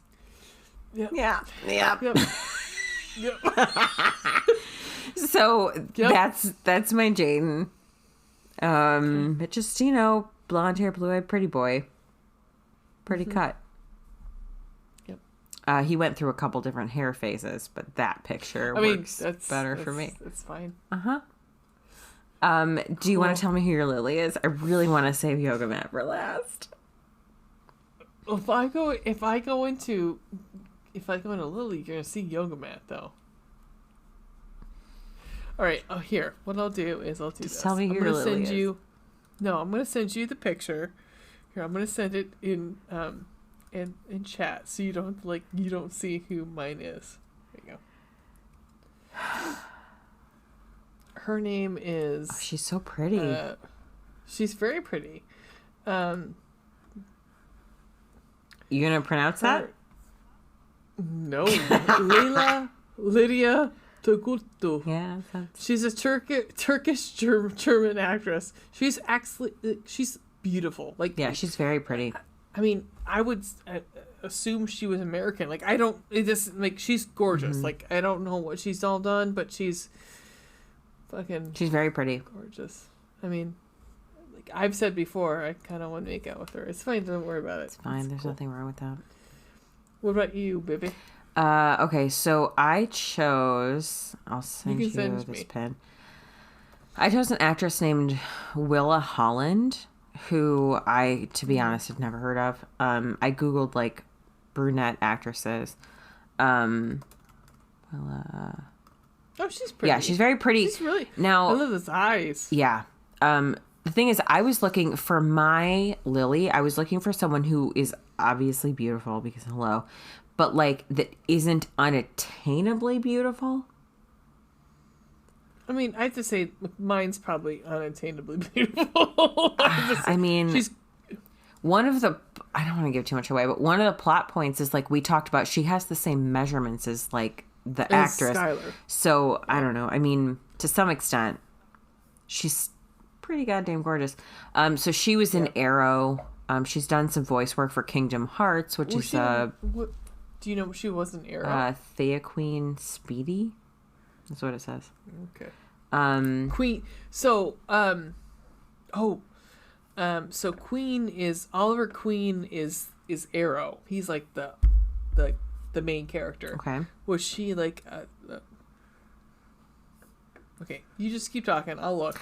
I don't know because I've never seen the show. It just says Thea Queen / Speedy. Kingdom Hearts is a video game. She's done voice work as Aqua, whoever the hell that is. Based on the picture here, the character has blue hair, and you know I'm all about that shit. So anyway, she was also on the OC. I didn't watch that show. I think she's the daughter. Maybe. Let's see. Thea Dearden Queen, also known as Speedy, is a fictional character portrayed by. She is the maternal half sister of Oliver, so she's okay. She's the aunt. Okay. So she's like okay, got it. Sorry, I didn't mean it. No, you're fine. But that's who I chose for Lily. She's gorgeous. Yeah, she's very pretty. Gorgeous. All right. So we're going to tell me who your yoga mat is. All right, so I'm going to send you yoga mat when I get to it. Hold on. I'm going to go to yoga mat right now. You could be like, what the fuck? But it's fine. Hi. It's cool. I have a lot of pictures of yoga mat.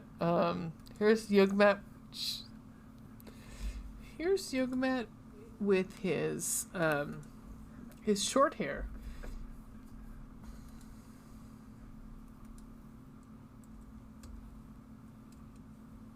There you go.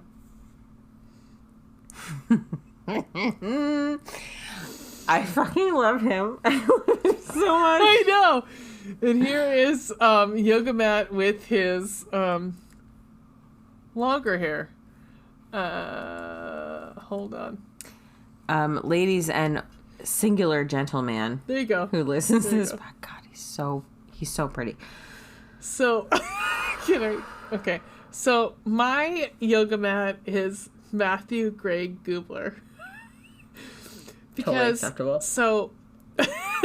So yoga mat isn't supposed to be like huge. He's supposed to be like decent size. Like he's like obsessed with yoga. Mm-hmm. So I mean he should be like nice shaped. And also Matthew Gray Gubler was a fashion model for a long time. That makes sense. I can see that. He was Dr. Reed on Criminal Minds for anyone who doesn't know who that is. It's like I do love Criminal Minds TikTok, me. who is like Criminal Minds TikTok is always like, here's the person they thought we were gonna thirst over, and it's the guy who plays Derek Morgan, and it's like who we're actually thirsting over. It's always Matthew Gray Gabler. Yeah. Matthew is also like older than me, which is like, okay. What? He looks like a child. I know. He's older than Not me. like I'm sorry. I don't mean that in a gross way. I just mean like he looks very young. He's very young looking, but he's older than me. So cute. Yeah. Because I was like, oh, he's super cute. He's very 32 cute. years old. He's fucking 42 years old. It's fine. Born March 9th, 1980. We're the same age. Like, he is older than me. He's 41. It's fine. Yeah. Damn. Yeah, he is. He's 41. Yeah, it's fine. Okay. Like, he's pretty... I want to just, like, do so many dirty things with him. It's fine. He's very cute. Damn. Girl, I accept. I think that's awesome. So tell me who you're... You were like very upset about it. I'm like, I don't understand what's happening. Okay, what do you mean I was upset? Not upset, but you're like not upset. Like you're not gonna believe who I picked. You won't. I'm like, okay. All right. So Veronica. All right, my kind of perfect. Okay, who is this person? Open.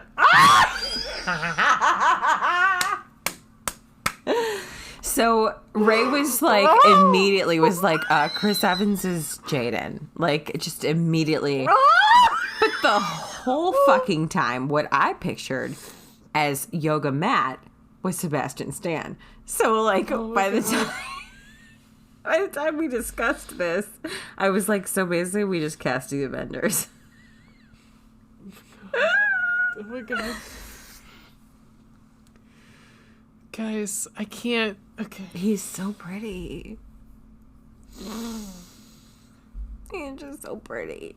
Okay, all right. We should just talk about our obligatory Chris Evans and Sebastian Stan right now. Mm-hmm.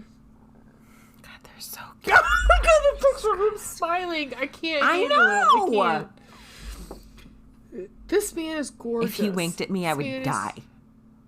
I would die. My pants. Like, I can't. All right. What hurts is that, like, it hurts, but, like, what makes it worse is that, like, we know that both men are good people. Yeah, at least it seemed like it. They seem like decent human beings. Like, right. Because, I mean, if anybody's like, what kind of chair would you be if somebody was to sit on you? Like, come on. I mean... God damn. God, that picture of him is... Oh, I'm just motioning God. to my screen on a constant basis. Like... Oh.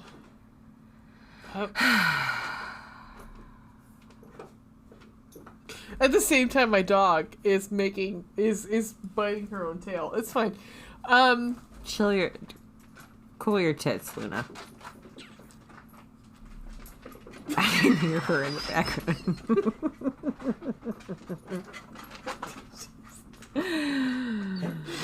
She's literally back and forth. Okay, so at any rate, I think that concludes stunt casting.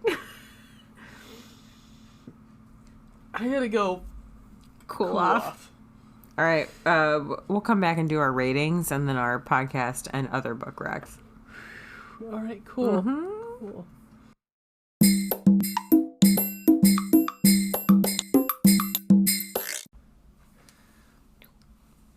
And we're back. And we're back. And we are back. So. All right, girl. Hit me with some hearts.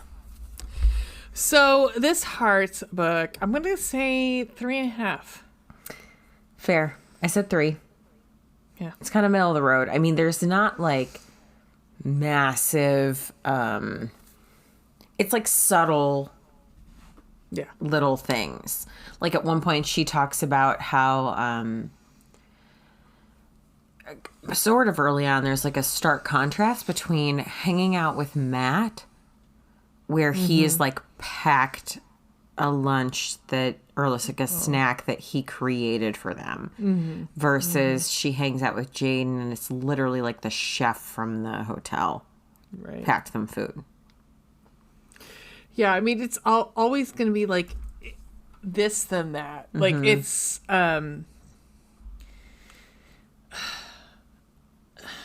and she loves when it comes to the point of like I hate to say it, it's like it's this and that, and it's like the mediocre. I would say it's the middle ground. Mm-hmm. She fucking loves the middle ground. That's where she realizes, like, she's like, you know what? I'm completely fine with not having fucking, scallops and lobster for lunch. Mm-hmm. Like, I'm cool with just, this is our lunch, and it's awesome. Mm-hmm. I'm really fine with, like, not going over the top. Yes. Yeah, exactly. Mm-hmm. And I think that's the romantic part of it. It's agreed. Like, okay, 3.5. Yeah, agreed. I get that. Yeah. Eggplants. Are you... Hit me in the face with some eggplants, bitch. Face with the eggplants. I mean, it's basically fade to black, like, it's most of the time. So, black. Yeah. 1. Exactly, 1. Baby, Tracy, come on. Give me some more eggplants, we need something. Give me some eggplants. I mean, and we said this is the same thing with Alexis Hall, but I mean, we need something. I love it. I love it all. I seriously love this book, but I mean, I need something. Give me some eggplants. If he's bendy, you need to tell me how bendy he is. Tell me how bendy. Yeah, because I don't want to imagine it. I'm like, I want a better imagination than my brain. Yeah, because it's not great. Because I can't imagine that one. Yeah, so those are... fair enough, right? Yeah. You got some podcast recommendations for me this week? Oh my God. Okay, so yes. Guess what month it is? What? It's fucking Pride Month, right? Happy Pride, everybody. Oh my God, we haven't said it. Happy Pride. Damn it. I think we said it at the very, very beginning. Yeah. So my podcast recommendation is Love It or Leave It. So it's John Lovett. John Lovett, who used to be Obama, like, fucking speechwriter, is the most amazing podcast. It's hysterical. He's funny as hell. He's adorable. He's also, his husband is Ronan, Farrow? Yes, Ronan Farrow. Shut yes, up! thank I didn't you. know that. No, that's his husband. Yes, I had no idea. Yes, yeah, they're amazing. Shit, and I didn't know. Yeah, there's actually a couple. Like, there's like at least one Love It or Leave It where somebody comes in and interviews the two of them as together, like being together during the pandemic. It's amazing. But Love It or Leave It, it's amazing. So. I had Happy Pride, bitches. Happy Pride. Hang on, I'm trying to find the link. Is that it? Are you ready for me? Yes, I'm ready for you. I'm dancing. All right, so mine also going on along with the Pride theme. One of my favorite podcasts, and this is maybe a little ridiculous, but like points to the very curious nature that I just inhabit or possess or whatever. One of my very favorite podcasts is called Getting Curious with Jonathan Van Ness. And it is, so if you've seen the newest adaptation of Queer Eye from Netflix, he is like the grooming expert. So it's so good. Basically, it's just, he picks a topic. I think it's weekly. He picks a topic that he is curious about, and then has an expert in that topic come on the podcast to talk about it. So they're it's widely varied in terms of topics. He's had, I don't know if all, but maybe all of his Queer Eye co-hosts on to talk about their backstory and where they're coming from. The most recent episode is So Did You Miss Us with Queer Eye's Fab Five. But then the episode prior is Are Cicadas Partying Like It's 2004? And then We're Being Watched. Now What? How did you develop such amazing taste? What was Canada up to during the American Revolution? It's just like, it's very diverse in its topics, which I think is why I love it so much, because it's every week you're going to find something totally different. There have been some really meaningful, like, deep episodes, and then there are others that are like, what are the cicadas doing? Like, so at any rate, highly recommend. He is over the top, as you'd find out by literally the name of his memoir, which is Over the Top. It took me like a second to get used to him being over the top. But again, if you've watched the show, like, you already know, so you'll kind of slip into that, I guess. But it's so excellent. He really does ask good, intriguing, in-depth questions. So 10 out of 10 recommend Getting Curious with Jonathan Van Ness.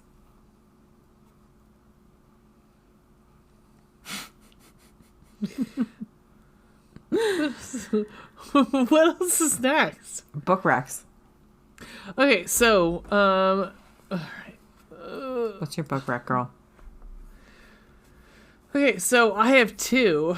Oh my god. So the first is so why don't you go first? You go first. Oh, you want me to go first? Okay, so my book recommendation is, I think if it wasn't the last episode, it was the episode before, I talked about See Me After Class from Megan Quinn. And while it's not like a series, they're in the same world.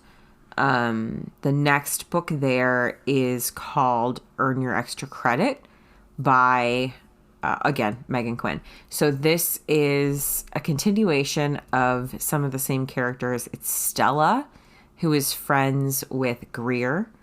And then also, technically, like most people call him Romeo, who is friends with Arlo. It's fake relationship trope, but he has had feelings for her forever, and he just hasn't felt like he could say anything because they're friends. So it's friends to lovers, but it's also not, because there is some hostility involved. So it's sort of like friends to enemies to lovers, a fake relationship. It's good. A little bit of angst, but good. I liked it. So, the two books I'm going to recommend are, one is the Foreplay on Words by E.L. Koslow. So good. So, Veronica read this also. So I sure did. It's how do you want to describe this book? It's hot. It's really hot. Well, in really our hot. Page to Screen episode, we said, like, this is what 50 Shades of Grey should have been. Yes, exactly. So 50 Shades of Grey is like, so this is like the period sex and blah blah. Like, no, this is what it's supposed to be. Like, she's also like pretty self-conscious about her life and what she wants her sexual encounters to be. So, I mean, I don't know. It's good in that, like, I like the contrast between the characters and that they challenged each other. The premise of the book is basically that she gets hired to consult on his book. Yeah. She's a romance writer. He's a suspense writer. And she gets hired to consult on his sex scenes because they're bad. They're real bad. It's a lot of insert into B. A to B. Yeah. They're really bad. Yeah, but she also, like, they quickly realize, like, there's some, I don't know, like, I don't know. It's they're clearly attracted to each other. Yeah. They have a lot in common. Yeah. Although their personalities are different. He's an introvert, she's an extrovert, like some of that. Yeah. It's good though. It is good though. So it's really hot. So there's foreplay on words. Yep. The other thing is, we're going to talk about a little bit about. The other thing was oh my God, Another Life. Yes, Another Life by Nicholas Brown, who, oh my God, if I could talk about like his writing, oh my God, like seriously, like. It was fantastic. Like his writing, for a first-time novelist is amazing. Yeah, I can't wait to read it. I mean, I'm a little nervous, but I based on how much you cried. Oh my God! Seriously, like, right? So I'm like, I literally can't like. Pull up emotions because I want you to read both of them because like but Another Life is just amazing. It really is. Like I started reading it and it was like, okay, so this is cool. This is okay, cool. I'm like, okay, so but we get to a point where I'm like, okay, this is beyond like regular what you would like. It was amazing. I can't explain. It's amazing. If you want to read the review, Rae did post one on our website, so check that out. It's very good. Yeah. But it's based on the review because I haven't read the book yet, but based on the review, there's little that we'd be able to say that would not like give things away. And it's a novella, right? Like it's shorter. It's 139 pages, yeah. Yeah. So we don't want to give anything away, but I am excited to read it. Yeah. Next, we have an ARC review of yet another TikTok author that we found named Greer Rivers. I've recommended on the podcast before, I recommended her first book, which was Escaping Conviction. You would not know that was her first book. It was very good. The next one comes out. It's all like members of Jason's like special op groups. So I'm pretty excited to read about Devil. So yeah, anyway, that releases. I think she changed the release date. The new release date is June 10th. For her, yeah. Which is next Thursday. Is that how that works? But our episode won't come out until the 15th because that's just how our schedule goes. But yeah, super excited about that. It's more angsty, but it's romantic suspense. So I'm interested. I'm super interested in that. And beyond that, you know what? I don't know what the schedule is. We'll have to play that. So after that, it was like Aisha Rae. It's either Alicia Rae or it's the Blueberry Boys. I forget which one is next. I think it's Aisha Rae. I think. Maybe. So we'll have another guest for that book. We're Jesus reading Christ. The Gentleman in the Streets. A Gentleman in the Streets. And then we're also, after that, or around the same time, we're reading The Blueberry Boys, which is, I forget the name of that author. Oh, God, you're right. Because it's like, because we had to, yeah, okay, because we have an interview. We do. We're cool. Interviewing that author, which, like, I don't know. I mean, I can't even.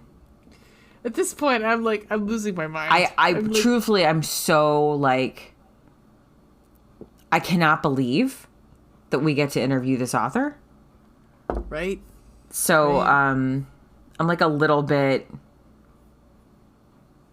Yeah. I'm a little bit, God, I can't even, like, I'm just shocked and excited and I can't believe it. I'm very excited. I'm sorry. Like, So what has happened is that we have gotten in contact with Cherry Publishing, which is a smaller publishing house. Yeah, that they started in France and they've expanded into German and American markets in the last year. And I think Italian. There were a couple others listed. But they've been sending us arcs to read that Rae has really been taking the brunt of. And by brunt of, I mean enjoying new books. Basically how that goes. Hell, yes. Just like in a short period of time. So we're super excited to. It's a new like partnership that we sort of have with them, and one of these new books is going to be The Blueberry Boys by Gianna Siebel. I'm not entirely sure, but we get to interview her at the end of this month, which I cannot fucking wait for. I know, like I can't. I know, I'm really excited. So when we do the Blueberry Boys episode, we'll have some time to interview Gianna. Guys, please, if you have some questions for Gianna, please throw us those questions, please. I forget like when this one comes out. Maybe this one's already out. Yeah, I think it's already out. Anyway, we're super excited. We've got some really great stuff coming up for you guys. I can't. We're both so shocked that this is even happening and that like things are going this well. This was just like you and I were really in. Hey, let's do this. Yeah, like you and I were just in this like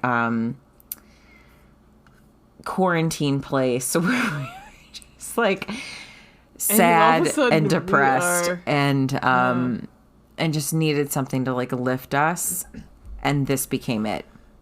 And I'm so happy. I'm crying tonight. There's too much crying tonight. Cried tonight. I just can't. I can't even say like how wonderful this experience has been.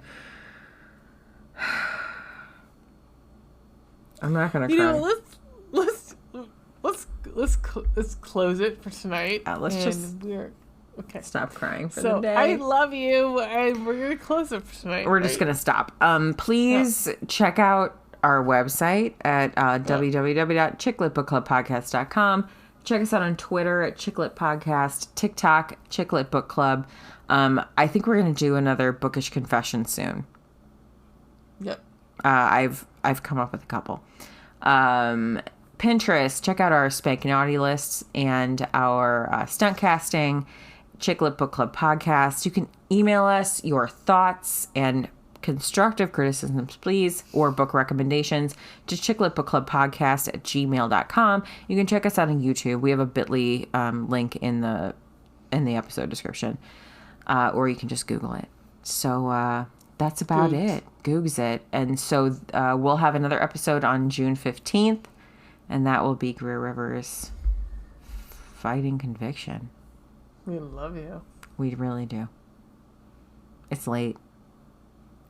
Go to bed. I'm so tired. You guys, thank you so much for listening and for supporting us. We're so glad you're here. Yeah. And unfortunately, you know how we sign Hold up. Hold on. Why do we start off with 1, 2, 3? Bye. Bye.